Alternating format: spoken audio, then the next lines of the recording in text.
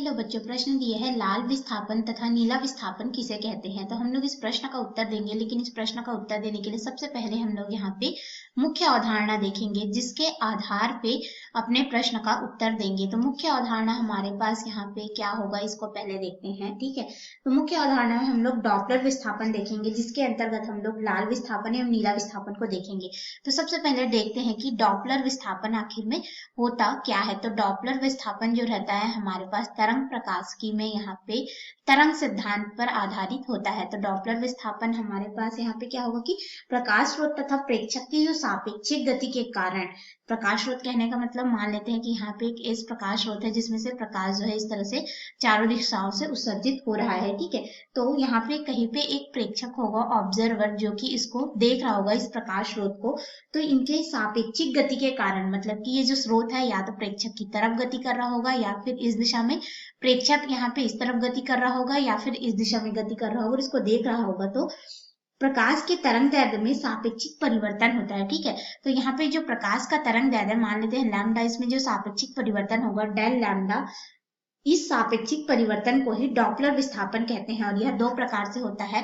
पहला हमारे पास यहाँ पे होता है लाल विस्थापन के रूप में, ठीक है, लाल विस्थापन, और दूसरा हमारे पास यहाँ पे होता है नीला विस्थापन। तो ये जो लाल और नीला विस्थापन होता है, इनके मान को ज्ञात करने के लिए तरंग दैर्ध्य में वृद्धि हुई कि कमी हुई, यानी कि सापेक्षिक तरंग दैर्ध्य डेल लैम्डा के लिए हमारे पास यहाँ पे डॉपलर विस्थापन से समीकरण मिल जाता है, धन ऋण सापेक्षिक वेग बटे यहाँ पे प्रकाश की चाल c गुणित यहाँ पे हो जाता है तरंग दैर्ध्य लैम्डा। इसे समीकरण 1 नाम दे देते हैं और इसी समीकरण के आधार पर हम लोग एक एक करके दोनों को देखिए। तो आइए अब हम लोग अपने मुख्य प्रश्न में चलते हैं और सबसे पहले हम लोग यहाँ पे लाल विस्थापन क्या है इसको देखेंगे। ठीक है, तो हम लोग यहाँ पे क्या देख रहे हैं, लाल विस्थापन को देख रहे हैं।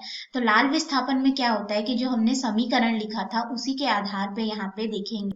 तो लाल विस्थापन में हमारे पास जब स्रोत जो है, ठीक है, प्रेक्षक से दूर जाता है, यानी कि मान लेते हैं कि इस तरह से हमारे पास एक प्रकाश स्रोत है जिसमें से प्रकाश चारों दिशा से उत्सर्जित हो रहा है और यहाँ पे जो प्रेक्षक है वह है, तो प्रेक्षक से क्या हो रहा है कि ये स्रोत जो है दूर जा रहा है, इस दिशा में गति कर रहा है मान लेते हैं, जो कि इनके मध्य में सापेक्षिक वेग को हम लोग यहाँ पे v से दर्शा देते हैं।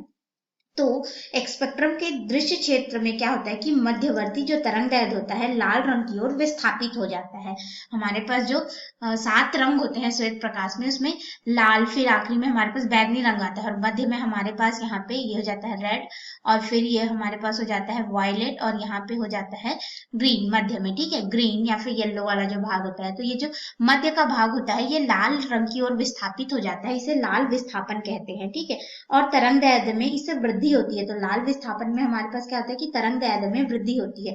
तो तरंग दैर्ध्य में जो वृद्धि होगी उसे हमने डेल लैम्डा के रूप में दर्शाया, तरंग दैर्ध्य में सापेक्षिक परिवर्तन को। ठीक है, तो जब वृद्धि होता है तो हमने समीकरण 1 में धन ऋण के रूप में दर्शाया था, तो यहाँ पे वृद्धि होगी तो ये धन हो जाएगा सापेक्षिक वेग v बटे यहाँ पे प्रकाश का निर्वात में चाल गुणित तरंग दैर्ध्य लैम्डा, उस स्रोत का तरंग दैर्ध्य।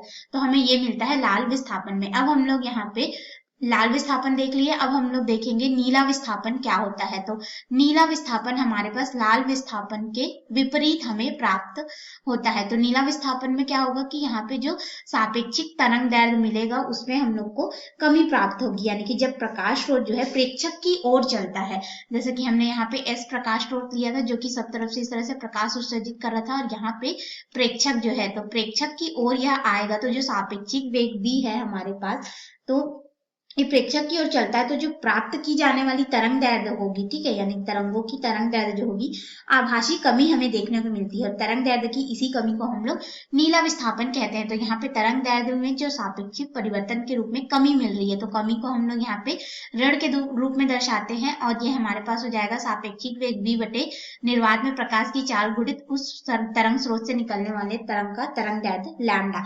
तो इस तरह से हमें यह मान जो है मिलता है। तो ये हो गया नीला विस्थापन और लाल विस्थापन, दोनों के लिए हमने समीकरण देखा और ये होते क्या है ये भी देखे। तो आशा है आपको यह उत्तर समझ में आया होगा। धन्यवाद।